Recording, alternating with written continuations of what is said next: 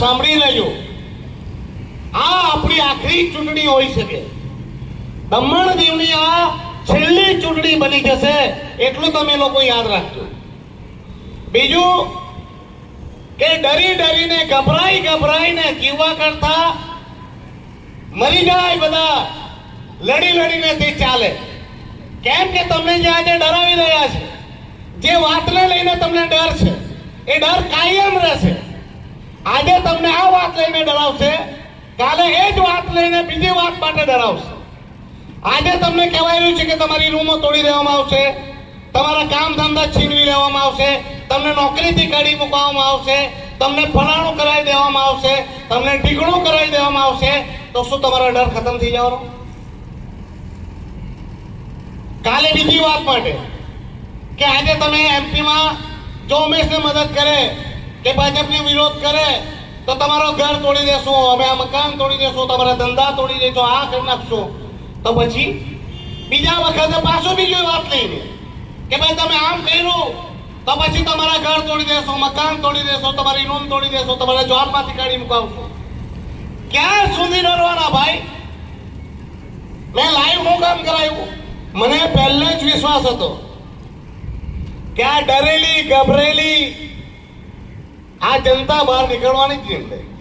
ને ડર અને માનસિકતા આપણા દમણ દીવની એટલી જોરદાર ભયભીત થઈ ગઈ છે.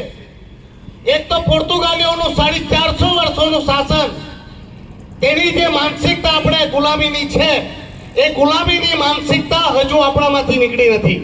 એ આપણા ડીએનએ માં ઘૂસી ગઈ છે અને એ ડર તમારી જિંદગી બરબાદ કરશે, તમારા બચ્ચાઓના ભવિષ્ય બરબાદ કરશે.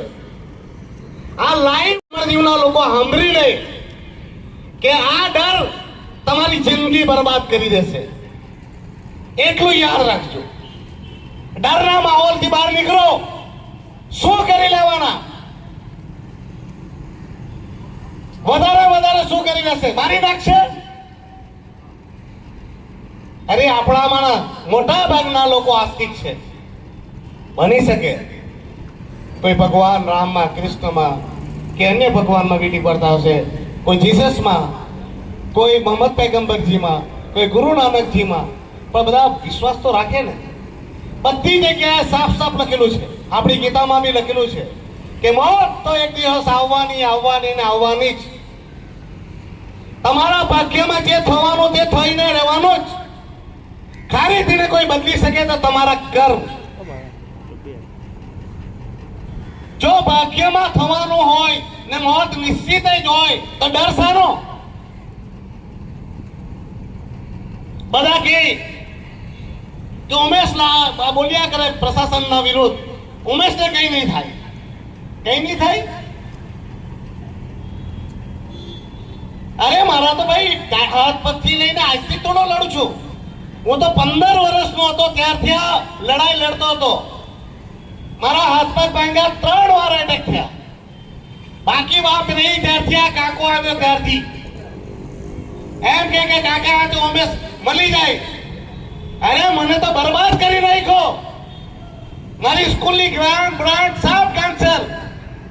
મારા પર 27 જેટલી એફઆઈઆર થઈ. આજે આ બધું લઈને આવ્યો. આટલા ચોપડા ભરેલા છે મારા, આટલા. આ 1, આ 2, આ 3, આ 4, આ 5, આ 6. આટલી બુક મારી પોલીસ સ્ટેશનમાં હાજરીની છે. છોડાય શનિવારે રવિવારે નાલી દમણ પોલીસ સ્ટેશનમાં બેહાડે, સોમવારે મને સેલવાસમાં બેહાડે, મહિનામાં 12 દિવસ તો મને પોલીસ સ્ટેશન બેહાડે. હમણાં તો બંધ થઈ ગયું, પણ 8-9 મહિના આવું કરાયું મને. ને સોમવારે મને ત્યાં સેલવાસ બોલાવે. શનિ રવિ નાલી દમણ, સોમવાર મારે ત્યાં સેલવાસ જવાનું, પછી બાકી બચેલા કોર્ટમાં દિવસ કાઢવાનો. આજે બી મારે કોર્ટમાં 12 થી 15 દિવસ રોજ દર મહિને કોર્ટમાં જવાનું. કઈ પૈસું નહીં લે. લોકોની લડાઈમાં લાસ્ટ ટાઈમ સ્કૂલની જમીન વેચી, આ વખતે ફ્લેટ ને મારી ઓફિસની 2 દુકાન વેચી. કોના માટે? અરે મળી જવાનો હતો ને ભાઈ. ને રૂપિયા જ કમાવાનો હોય તો આ ભગવાનની સાક્ષીએ, સૂર્યનારાયણ ભગવાનની સાક્ષીએ કહો મારે ઘરની બહાર બી નીકળવાની પડે. આજે તમારી ઘરના લાઈટના બિલ જુઓ 40% ઓછા થઈ ગયા. તમને ખબર છે ધંધો કેટલાનો? લગભગ 8,000 કરોડનો ધંધો ઓરેન્જનો. તેમાંથી દર મહિને એટલે 650 કરોડથી 750 કરોડનો દર મહિનેનો ધંધો. તેમાં 40% તમે ઓછા કરાવ્યા એટલે લગભગ 250 કરોડ. ટોરન્ટ પાવરને દર મહિને 250 કરોડનું નુકસાન થાય. 3 મહિનામાં જ ગણો લગભગ 700 થી 800 કરોડનું નુકસાન કર્યું મેં. તો હું મને 50 કરોડ કે 100 કરોડ નહીં આપી લઈ? લાસ્ટ વર્ષે મેં 400 થી 450 કરોડને ટોરન્ટ પાવરને નુકસાન કરાયું. તો મેં એને કહેતે તો 50 કરોડ મને નહીં આપી દેતે?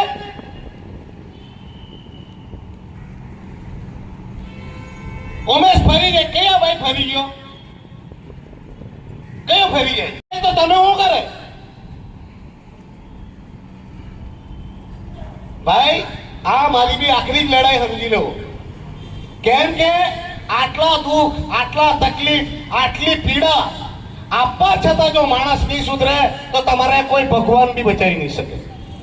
ભૂલી જાજો, ભૂલી જજો કે તમને કોઈ બચાવી શકે. એટલે આ મારા માટે અસત્ય સામે સત્યની લડાઈ છે. આ અન્યાયો સામે ન્યાયની લડાઈ છે. આ લડાઈ છે અનિષ્ટો સામે નિષ્ઠાની લડાઈ છે. ને આ લડાઈ છે આપણા અસ્તિત્વને બચાવવાની લડાઈ છે. જો તમારામાં હિંમત નહીં હોય, તમને ડર લાગતો હોય તો ભાઈ હજુ બી ચાલી આવો. આમ બી એકલો જ લડતો હતો. તમારો સાથ માંગુ છું, તમે સાથ આપો છો, પણ ડરી ડરીને સાથ આપવાનો તો મને એવો સાથની કોઈ જરૂર નથી. જે ગભરાતા હોય તે ચાલી જાઓ, અને જે હિંમત હોય, જેને લડવાની શક્તિ હોય, જે પોતાના ભવિષ્ય માટે લડવા માંગતો હોય તે મેદાનમાં આવો. ચરણ જોઈ લીધું છે ભાઈ મેં તો. એટલે આટલા જ છે મને ખબર છે, પણ આટલા લોકો બી મારા સાથે છે મને બહુ છે.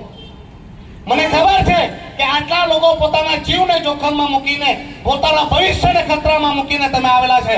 પણ આ સ્ટેજ પરથી મારો વાદો છે, તમને નખ પર બી નુકસાન થયું તો એ લોકોની ઈંટથી ઈંટ વગાડી દેવા. મારા મને બધા પૂછે તારો મુદ્દો હું, તો મારો પહેલો મુદ્દો એક જ, એને વાગો વાળો અને લાત મારીને દમણ દીધી ભગાવું. આ મારો એક પહેલો મુદ્દો છે. ને કાન ખોલીને જ સાંભળી લે. જે દિવસે હું જીત્યો તે દાડથી સમજી લેવાનું, જેટલું ભગાય તેટલું ભાગી જવાનું. બાકી હિંમતનગર સુધી તારા ટાટિયા પકડીને તું કચડતો લઈ જઈશ. આ ઉમેશ પટેલનો વાદો છે. આ ઉમેશ પટેલની ગેરંટી છે. બીજી, આ દમણ દીવમાં આજે શોભાના ગાંઠિયા બની ગયા. દુઃખની વાત છે કે છતાં પણ આપણા સરપંચો, જિલ્લા પંચાયતના, નગરપાલિકાના મેમ્બરો, પ્રમુખો એ જ પાર્ટીની તાલવા ચાટી રહ્યા છે. આજે પંચાયત પાસે ચાય પીવાનો પાવર નથી. લોકો કહે છે ઘરો, મકાનો, દુકાનો તોડાય છે, પ્રશાસનની ભૂલ છે. હું કહું નહીં, એ ભૂલ આપણા સરપંચોની, આપણા જિલ્લા પંચાયતના મેમ્બરોની, આપણા નગરપાલિકાના મેમ્બરોની, નગરપાલિકાના પ્રમુખની, જિલ્લા પંચાયતના પ્રમુખની અને આપણા સાંસદની છે. કેમ કે તમે યાદ કરો, પહેલા પંચાયત પાસે પાવર હતા, જિલ્લા પંચાયત પાસે પાવર હતા, નગરપાલિકા પાસે પાવર હતા. ત્યારે શું આપણા ઘર તૂટતા હતા? કોઈના ઘર તૂટેલા? કેમ કે ત્યારે આપણા પંચાયતના સરપંચો અને જિલ્લા પંચાયત વાળાને ઘરે આપણે ચાલી જાય તો તે ઘર, મકાન, દુકાન તૂટી જતા. પણ આજે તો સરપંચ પાસે પાવર જ નહીં. પેલો સેક્રેટરી પાવર કરે, જિલ્લા પંચાયતમાં પેલો સીઓ આવે, નગરપાલિકામાં સીઓ આવે. પાવર ક્યાં? એટલે જ્યારે પાવર ગયા ત્યારે જ આ નેતા લોકોએ ઘૂંટણે ટેકીને બેસી ગયા. જેથી આજે આપણા ઘર, મકાન, દુકાન તૂટે તેના જવાબદાર આપણા જ લોકો છે, આપણા જ પ્રતિનિધિ છે, આપણા જ સરપંચ છે, આપણા જ જિલ્લા પંચાયતના મેમ્બર છે, ને આપણા જ કાઉન્સિલર, આપણો જ સાંસદ છે. પેલા તો ત્યારે તૂટ્યા જ્યારે આપણા જેટલા પ્રતિનિધિ છે એ ઘૂંટણીએ બેઠા. એટલે દમણ દીવમાં એસેમ્બલી લાવવાની જરૂર છે ને એ મારો વાદો છે, મારી ગેરંટી છે, આ દમણ દીવમાં હું જીત્યો તો 5 વર્ષની અંદર એસેમ્બલી જરૂર લાવીશ. પાવરને ભગાવવાનું ભાઈ, આ મેં જે વાત કરેલી ને આજે બધી અક્ષર સાચી પડે. મેં લોકોને કીધેલું કે આ ટોરન્ટ પાવર આવશે, લોકો બરબાદ થઈ જશે. હમણાં મેં દોડીને ટોરન્ટ પાવરના લાઇટ બિલ ઓછા કરાવ્યા. તમને પગે પડીને ખાલી મારી ઘરવાળીએ તમને ઘરે આવીને ચોખ્ખા જ નહીં લઈ જાય. 6 મહિના સુધી ઘરે આવીને તમને કહ્યું ભાઈ ચાલો નહીં ભાઈ ટોરન્ટ પાવરને હટાવીએ. કોઈ નહીં આવે. એકલા લડાઈ લડી. ભલું થાય મારા દમણના અમુક નેતાઓ, મારા જે દોસ્તારો છે તેમનું ભલું થાય. આ ફેક્ટરી વાળાનું એ બિચારા મારા સાથે આવ્યા, બોલમાં બોલ્યા, આજે લડ્યા, 40% જેટલા બિલ ઓછા થઈ ગયા. તમે બધા આવેલો હતો તો આજે ટોરન્ટ પાવર નીકળી જશે. ટોરન્ટ પાવર એક પ્રેસ નોટ બહાર પાડી કે અમારાથી મિસકેલ્ક્યુલેશન થયું. આજે ટોરન્ટ પાવર એફપીપીસી ચાર્જીસ હટાવી દીધા, પણ 23 મહિના સુધી આપણા પાસે જે પાવર્સના પૈસા લીધા વધારેના, તેનો જવાબદાર કોણ? તે પૈસાનું શું? આજે ટોરન્ટ પાવરનો ભ્રષ્ટાચાર કરવા માટે એ લોકોને ખુલ્લી છૂટ અપાઈ છે. 1500 કરોડ રૂપિયા લગભગ આ લોકોએ આપણાથી લૂંટ્યા છે. તો કોન્ટ્રાક્ટ કેમ રદ નથી કરતા? જ્યારે ટોરન્ટ પાવર પોતે સ્વીકાર્યા કરે તો કેમ કે ટોરન્ટ પાવર વેચવામાં આપણા લોકોએ પૈસા લઈ લીધા છે. પૈસા 1-2 કરોડ નહીં, 400 થી 500 કરોડ રૂપિયા ખાઈ ગયાની વાત છે. એવા એ લોકો પૈસા ખાઈ જવાના ને હવે બરબાદ થવાનું આપણે. એટલે આ ટોરન્ટ પાવરના બોરિયા બિસ્તરા બંધ કરાવવાના છે. દીપેશભાઈ ભારતીય જનતા પાર્ટીના અધ્યક્ષ કહેતા હતા કે દમણ દીવમાં 80% કામ થઈ ગયું છે. કામનું સાંભળજો શું કે બેન, થોડોક તો તાપ લેવાનો જ. તાપ લેવો તમે, કેમ કે એવો ભવિષ્યનો સવાલ છે. દીપેશ ટંડલ કહેતો હતો કે ભાઈ 80% કામ થઈ ગયું. કઈ થઈ ગયું? બરાબર, 80% લોકોના ઘેર તૂટી ગયા, 80% લોકોની રોજગારી ચાલી ગઈ, 80% દમણ દીવ બરબાદ થઈ ગયું. હવે બાકી કયું બચ્યું? 20% કયું બચ્યું? હવે આપણી આંખ ને આપણી કિડની બાકી છે, જ્યાં ભાજપ વાળા લાડા બાકી છે. એટલે પૂરું જ કરી નાખ્યું એમ. હવે 5 વર્ષ આવું તો અમે પૂરા જ કરી નાખવાના. હવે ઘરો તો ગયા, રોજગાર તો ગયા, મકાન તો ગયા, ધંધા તો ગયા, બચ્યું આંખ ને કિડની. એટલે હું એમ કે જે બાકી છે તેની તમારું પૂરું જ કરી નાખવું એમ. બાકી બીજું તો 80% નથી. આજે દમણમાં ગલી ગયો, પીવાનું પાણી નથી. બિસ્લેરી આપવાનો હતો આપણો સાંસદ, નાવા ધોવાનું પાણી નથી.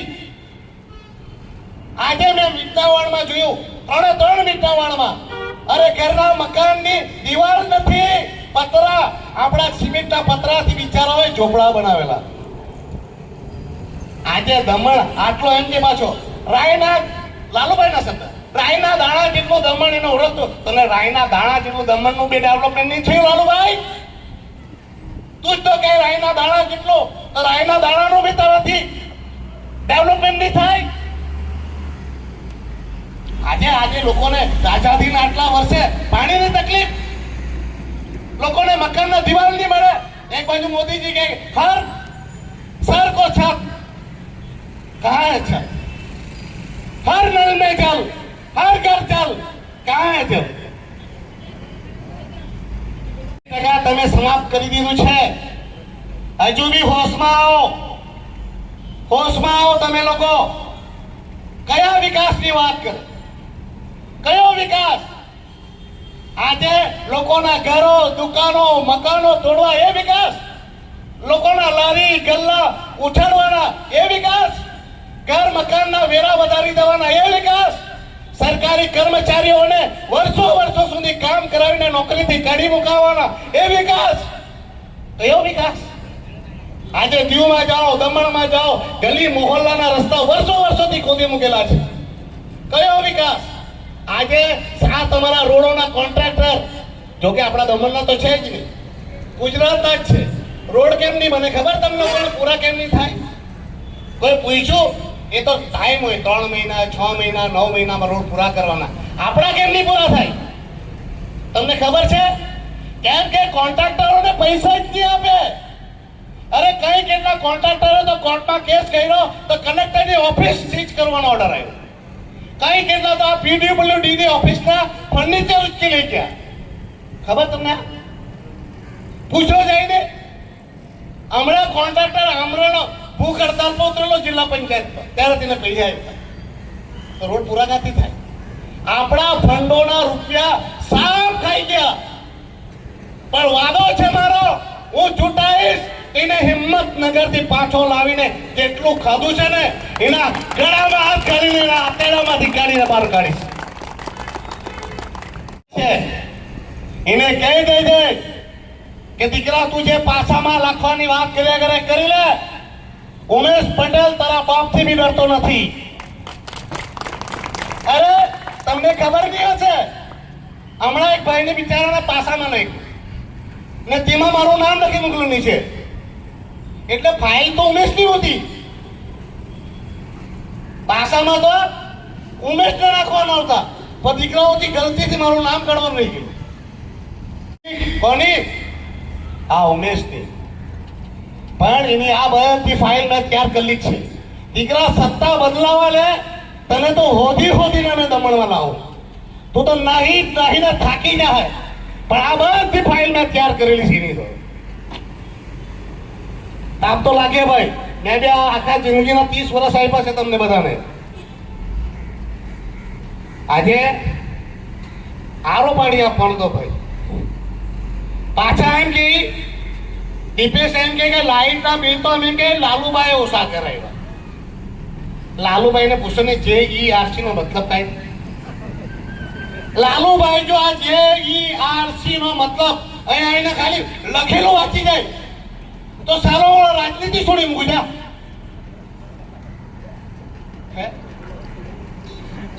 શરમ નહીં લાગે? આ તો સારું થયું કે મેં જનતાની સામે બધું લાઈવ કરું. તમે બધાને બોલાવો કે ભાઈ ઓલમાં આવજો. જ્યારે JRC ની મીટિંગ થાય આ ભાઈ નાચવા દે, આ ઊંચા કરીને નાચે ને પછી કે મેં ઓછું કર્યું. તમે મને કહો છો ભાઈ તમે એને ઓછું કરો તો પ્રેસ નોટ તો આવે, એક વિડીયો તો આવે કે બોલ્યો. જોઈન્ટ ઇલેક્ટ્રિક રેગ્યુલેટરી કમિશન જે બોલી જાય ને તો આ ફોર્મ બી નહીં બોલું. શરમ કરો દીપેશ ટંડેલ, શરમ. દીવનો જે પ્રમુખ છે એ તો અમારા માણસને ધમકી આપે, તમે એમ કે ટોરન્ટ પાવરનો વિરોધ કેમ કરે? અહીંયા એક સરપંચ, એક જિલ્લા પંચાયત, નગરપાલિકા વાળો મીટિંગમાં બોલવા નહીં આવે. લાઈટ બિલ તમે ઓછા કરાવ્યા. મને તો લખો નહીં માર્યો, પણ દીકરા તમે જૂઠું બોલ્યા તો તમારા મોઢામાં જરૂર લખો મારી જાય. લાઈટના બિલ ઓછા કર્યા, શરમ કરો. અરે લાઈટના બિલ ઓછા થતા હોય તો એથી પડકાર કરો દીપેશ ટંડેલને કે જે વસ્તુ તમારા હાથમાં છે લાઈટના બિલ તો ઓછા કરવાના તમારા બાપના હાથમાં નીકળે. એ તો લડવા પડે ઉમેશની જેમ છાતી કાઢીને. પણ જે ઓછું કરવાનું છે વધી ગયા એ તો નગરપાલિકાએ બતાવ્યા. તો નગરપાલિકામાં તો તમારી સરકાર છે, તમારો પ્રમુખ છે દીપેશભાઈ, તમારા તો સરપંચના સભ્યથી લઈ ને રાષ્ટ્રપતિ સુધીના સરકાર છે. તો આ નગરપાલિકાના જે હાઉસ ટેક્સ વધાર્યા છે તે પાછા લેવો. જે હાથમાં છે તે તો થાય નહીં ને વાત કરે આની કે અમે લાઈટના બિલ ઓછા કર્યા. હાઉસ ટેક્સ તો ઘટાડો. જે કરવાનું તે કરાય નહીં ભાઈ. તમે કેવડી કોઈ લડવા વગર, કોર્ટમાં જવા વગર આ JRC કમિશન ફેસલો લે.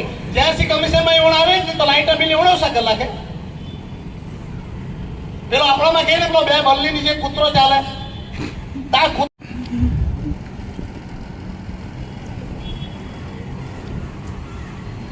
અને મને હમણાં કોઈ કહ્યું કે ભાજપ વાળા એમ કે બેરોજગારી નો મુદ્દો બી અંદર નહીં લે. આજે દમણ દીવમાં એટલા બેરોજગાર છે, આટલો પ્રદેશ બિચારાને નોકરી કોઈ નહીં મળે. બેરોજગારી કેટલી છે ચરમ પર. અરે બિચારા નર્સમાં કામ કરે, PWD માં કામ કરે, હોસ્પિટલમાં કામ કરે કે સરકારીમાં ટીચરો કામ કરે, આખી જિંદગી યુવાની તે લોકોએ સરકારી નોકરીમાં આપી, 20-25 વર્ષ પછી એમને કાઢી મૂક્યા. કોરોનામાં બિચારી દીકરીઓએ, હેલ્થ વર્કરોએ પોતાનો જીવ, પોતાના પરિવારનો જીવ ખતરામાં રાખીને સેવા આપી ને પછી એ લોકોને કાઢી દીધા. ત્યારે લાલુભાઈ ક્યાં જાય? તા ભારતીય જનતા પાર્ટી ક્યાં જાય? રોજગાર તમે આપી દીધા બધાને. દમણમાં 1800 જેટલી ફેક્ટરી છે, છતાં આપણા માણસોને રોજગાર નહીં મળે. બોલો, એટલે આપી લીધો લાગેલો તો રોજગાર, રોજગારી પૂરો કરાય. જે બિચારાઓએ લારી ગલ્લા દુકાન મકાન, અરે તે તરકારી વેચે તે 10 રૂપિયા લેતા હતા, તેને 50 રૂપિયા. હા, અહીંયા મચ્છી માર્કેટમાં મચ્છી વેચે, એઓને કે બાગડાનું નાનું બાગડું 50 રૂપિયા, જરાક બાગડું હોય તો 100 રૂપિયા. મતલબ 3,000 રૂપિયા કેટલે? 3,000 તો કમાય ને. હવે તો સરકારી હોસ્પિટલમાં રૂપિયા માંગે. અને જ્યારે આ સરકારી હોસ્પિટલમાં પૈસાનો રેટ નક્કી થતો હતો ત્યારે લાલુભાઈ ક્યાં હતો? એ કમિટીમાં લાલુભાઈ કેમ નહીં બોલ્યો? તું લાઈટના બિલ ઓછા કરાવવા એમ કે તારી સામે જ્યારે આ કમિટી ડિસિઝન લેતી કે ભાઈ એક્સિડન્ટ આટલા પૈસા, રૂમના આટલા પૈસા, હવે હોસ્પિટલમાં બ્લડ ટેસ્ટના આટલા રૂપિયા, ત્યારે તું કેમ નહીં બોલ્યો? ત્યારે જાજો મરુણમાં એક ડॉक्टर છે, એ બોલ્યો कि सर ये सरकारी हॉस्पिटल है, उसमें इलाज के पैसे नहीं लिए जाते. तेरे कमेटी ना चेयरमैन एम के डॉक्टर ने दबावे कि तू एमपी है या ये एमपी है, एमपी को कोई तकलीफ नहीं है तो तुझे क्या तकलीफ हो रही है?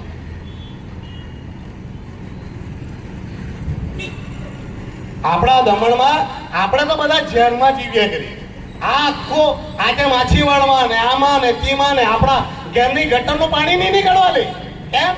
પોલ્યુશન ફેલાય ને આખી ગુજરાતમાંથી નદીવાળું પાણી, આ નદીનું પાણી કેમિકલ ભરેલું પાણી આખો દરિયો કારો કરી નાખે. એમાં પોલ્યુશન નહીં દેખાય. હમણાં તો હવે શું કરવાના ખબર કે તમને? હવે તો દમણના દરિયામાં અંદર 5 કે 10 કિલોમીટર અંદર પાઇપલાઇન કરીને કેમિકલ છોડવાના. અહીંયા તો દેખાતું નહીં હોતું. અંદર કોણ આપણો બાપ જો હે. અને આપણા દમણના પ્રશાસને એ પાઇપલાઇન રોકવા માટે પીઆઈએલ કરેલી, કોર્ટમાં રોકવાની રીટ કરે, અરજી કરેલી, તે ખેંચી લીધી. એટલે હવે આડેધડ ફેંકો પાણી. આપણા દમણ દીવ માટે બી જે માણસ આપણા માટે વરદાન સ્વરૂપ હતો, એ મોહનભાઈની જ્યારે શહાદત થઈ ત્યારે મોદીજીએ એક ટ્વીટ તક નહીં કર્યું, એક સંવેદનાનો શબ્દ તક નહીં કહેવો. અમિત શાહજીએ બી એક ટ્વીટ તક નહીં કર્યું. ત્યારે મને દુઃખ થયું. અને જે કારણથી મોહનભાઈ શહાદત થઈ, જે કારણથી સુસાઇડ થયું, જેની એફઆઈઆર રજીસ્ટર થઈ, અને એફઆઈઆર રજીસ્ટર થવા છતાં એ અધિકારીઓને છે ભોગાવવાની, તેમને સાવયના, તે વાતનું ખાલી. બાકી મોદીજીથી મને કોઈ કમ્પ્લેન નહીં. શું મોદીજીને આપણા દુઃખ તકલીફ દેખાતી નહીં હોય? એને કઈ ખબર નહીં પડતી હશે કે આપણા દમણ દીવના લોકોને કેટલી તકલીફ છે, આપણી હાલત શું છે? હા, બાકી મને કોઈ શરમ પેલી નહીં લે. બાકી બીજી વાત તમને કેવું ભાઈ, ખાલી 2 જ મુદ્દા છે, હવે 5-7 મિનિટ છે મારી. તમે વિચાર કરો કે લાલુભાઈને કેમ ટિકિટ આપે? ભાજપની ટિકિટ લાલુભાઈને કેમ આપે? તમે વિચારો, ખાલી હૃદય પર હાથ મૂકો ને પછી વિચારો. નેતા નહીં હતો? તમે કેવો નહીં છે કે નહીં છે? વિશાલ સારામાં સારો નેતા છે. પટેલ જોઈતો હતો તો ડાયાભાઈ દીકરીનો જિગ્નેશ બી તો હતો, જે 5 વર્ષની મહેનત બી કરતો હતો. કેમ તેને નહીં આપી? ભાજપમાં બીજા બી તો 2-4 માણસ છે ને જેને ટિકિટ અપાય, કેમ લાલુભાઈને જ અપાય? વિચારો. કેમ કે લાલુભાઈને એટલે આપે તાકી આ અમદાવાદ જેથી કાકોજી આલો તે રાજ કરી શકે. સમજી ગયા? એટલે લાલુભાઈ દમણ દીવનું મર્જર થયું દાદરાનગર હવેલી. લાલુભાઈ સાહેબના સપનો પૂરા કરવા નીકળી પડ્યો. દમણ દીવનું ટોરેન્ટ પાવર વેચાઈ ગયો, લાલુભાઈ સાહેબના સપના પૂરા કરવા નીકળી ગયો. આ આપણું 19મી ડિસેમ્બરની જાહેર રજા કાઢી નાખી. દમણ દીવની 19 ડિસેમ્બરની જાહેર રજા સુદ્ધા કાઢી નાખી ને લાલુભાઈ મજા મારે. અહીંયા મોદીજી આવે એટલે પેલો કાકો ઉપર ચડી જાય, અમિત શાહજી આવે એટલે પેલો કાકો ઉપર ચડી જાય, ના નીચે બેહીને તાલી મારે. એટલે એને આવો માણસ જોઈએ જે જ્યાં જોઈએ તો સાઈન કરી આવે, સરકારી હોસ્પિટલમાં ઈલાજ માટે સાઈન કરી આવે, લોકોના ઘર મકાન તોડો ભાઈ કઈ મળી આવે. એટલે અને તો એવો માણસ જોઈએ જેથી એ પોતે આશ કરી શકે, પોતે રાજ કરી શકે. બાકી બીજા સમજદાર હોય તો આવું તો નહીં થવા લઈને. તેમાં મારાથી ને એટલે ડર, એને ખબર છે કે આ ઉમેશ જીતો તે ઘૂંટણે ટેકવાનો નથી. 5 વર્ષમાં તમે કોઈ દી લાલુભાઈ નો બેનરમાં ફોટો જોયો કે જોયો કોઈ? અરે પ્રશાસન યાદ આ કાગળ પટ્ટી ફોટો હોવા જોઈએ. કોનો ફોટો હોવા જોઈએ? કોણ આપણે કોને ચૂંટીને મોકલેલો? લાલુભાઈ ને કે પેલા કાકા ને? આમાં લાલુભાઈ આમ રડતો જ જો રહી ફોટામાં તો ફોટામાંથી માણસને કાઢી લઈ ને આપણા વાળા બધા નેતા તાલી મારે, વાહ વાહ વાહ વાહ, મારો મારો ભાઈ. જો ભાઈ આ કેતનભાઈ ની બી તમને એક વાત કહું, કેતનભાઈ થી બી મને કોઈ પ્રોબ્લેમ નહીં મળે, પ્રશ્ન મને કોઈ પ્રોબ્લેમ. 5 વર્ષ થઈ ગયા, આજે જેટલો જવાબદાર લાલુભાઈ છે એટલો જ જવાબદાર, તેનાથી વધારે જવાબદાર કેતનભાઈ છે. કેમ? સત્તા પક્ષ જયારે મનમાની કરે ત્યારે વિપક્ષની જવાબદારી શું હતી? એને તેનો વિરોધ કરવો જોઈતો હતો, પ્રજાના પ્રશ્નો ઉઠાવવા જોઈતા હતા, પ્રજા સાથે ઉભી રહેવા જોઈતું હતું. ત્યારે ભાઈના ફોટા કા છે તો ભાઈ દુબઈ.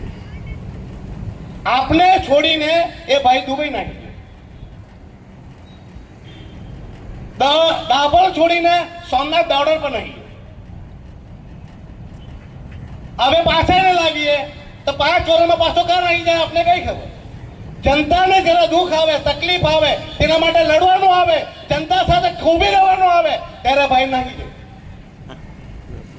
બહુ બધી વાત કરવાની છે પણ હજુ તો કેતનભાઈ, મને વિશ્વાસ છે કે કેતનભાઈ બેહી જાય.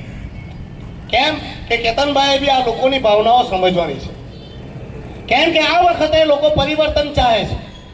લોકો વિચારે છે કે આ ભારતીય જનતા પાર્ટીની પૂરામાં પૂરી હાર કરવામાં આવે, એમને ડિપોઝિટ ખોવામાં આવે. એટલે મને વિશ્વાસ છે કે કેતનભાઈ બેસી જશે, લોકોની જનભાવનાઓને સમજશે. બાકી કેતનભાઈ ચૂંટણી લડવા માટે મેદાનમાં ઉતરવા પડે. આજે લાલુભાઈ જેદારથી ટિકિટ મળેલી તેદારથી ઘરે ઘરે ખૂંદા ખૂંદે કરે ને આ ભાઈ બાઇક ને ગાડી પર ફર્યા કરે. એ ચૂંટણી લડવાની ઉભો થયેલો છે, એ તો ઉમેશના વોટ કાપવા ઉભો થયેલો છે. બાકી તમે વિચાર કરો, ચૂંટણી લડવાની હોય તું તો લાસ્ટ 5 વર્ષથી ઘરે ઘરે ફર્યા કરો. લાસ્ટ 7 મહિનામાં મેં 8 ચક્કર માર્યા ઘરે ઘરે. કેતનભાઈ કેટલા માર્યા? આજે ટિકિટ ડિક્લેર થઈ ગઈ ને આજે 20 દિવસ થયા, ખાલી બાઇક ને ગાડી પર ફર્યા. લડવી એને તો કોઈના કહેવા ઉપર ફોર્મ ભરીને ઉમેશને હરાવવાનું છે. બાકી બેવ સંજોગમાં તમને તકલીફ પડે. જો લાલુભાઈ જીતી ગયો તો તમે વિચારજો આ ભાજપ જીતું તો કે પછી તમને ગમે તેટલું દુઃખ આપે, તકલીફ આપે, પીડા આપે, અને તો છતાંય આવા તો આંખને કિડની કરવાની જ બાકી રાખે ને છતાં ભાજપ જીતી જાય તો પછી તમારી આંખ ને કિડની ને તમારું લોહી બી કાઢી લે. આ યાદ રાખ. ને બીજી વખતે કેતન જીતી ગયો તો બી યાદ રાખજો, કેતન જીતો તો તમે એ સમજી લેજો કે તમારા દુઃખ તકલીફ ને પીડામાં કોઈ બોલવા નહીં આવે. કેમ કે 5 વર્ષ પછી ડાયરેક્ટ ચૂંટણીમાં જ આવે. કેમ કે તમને કઈ ઇન્ટરેસ્ટ નહીં લે, તમને તકલીફ આવે, દુઃખ આવે, પીડા આવે, તમારા માટે બોલવા વાળાને તમે વોટ નહીં આપે તો સમય પર આવીને વોટ આપી લે તો પછી તે જ વિચારવાના કે તમારા ઘર તૂટે, મકાન તૂટે, દુકાન તૂટે, રૂમ તૂટે, ફલાણું તૂટે, હાઉસ ટેક્સ વધે, કચરાના પૈસા અલગ લો, લૂંટી લેવો, બધું કિડની કાઢી લેવો, આંખ કાઢી લો, કોઈ નહીં આવવાનું તો પછી તે તો ચૂંટણીમાં જ આવવાનો ને આપણા વાળા તો 10,000, 500 ને એવું જ ચાલ્યા કરે. એટલે બેવ સંજોગમાં હાર તમારી જ થશે. આ લડાઈ મારી નથી, આ લડાઈ તમારી છે. હું તો તમારો પ્રતિનિધિ બનીને તમારી લડાઈ લડી રહ્યો છું. એટલું યાદ રાખજો, ઉમેશ પટેલ વારંવાર પેદા નહીં થાય. એક મોહન ડેલકર હતો જે તમારા આપણા માટે એક ખોપ હતી કે મોહન ડેલકર લડશે, આજે તો તેનો પરિવાર પણ ઘૂંટડે બેસી ગયો છે. એટલે તમારા માટે લડવા વાળું કોઈ નથી. એટલે તમારા પાસે એક માત્ર વિકલ્પ છે, ઉમેશ પટેલની મદદ કરવાની, અને 10 ગણી મદદ કરવાની, 100 ગણી મદદ કરવાની. બાકી મારી હાલત તો અભિમન્યુ જેવી છે. જેમ અભિમન્યુ 7 કોટા ની ખબર હતી ને કે મેં 7મો કોટો પાર કરીને બહાર નહીં આવું, પણ તેણે હિંમત કરી, ધર્મ યુદ્ધમાં ઉતર્યો. અને તેને 7 કોઠાથી બહાર લાવવાની જવાબદારી ભીમે લીધી હતી કે અભિમન્યુ તું 7 કોઠા પાર કરજે અને કોઠાની બહાર કાઢવાની જવાબદારી ભીમની છે. એટલે આજે આ અભિમન્યુ, મને ખબર છે જીત આપણી જ છે અને અભિમન્યુ પણ સાથે 7 કોઠા જીતી જ ગયો હતો અને ખાલી ભીમની વાટ જોતો હતો. તેમ મને બી ખબર છે હું તમારી દરેક સમસ્યા, તમારા દુઃખોને, તમારી તકલીફોને નિવારણ કરીને હું તમારા માટે જંપીશ, હું જીતીને બતાવીશ, પણ મને તમારા બધાનો સાથ અને સહકારની જરૂર છે.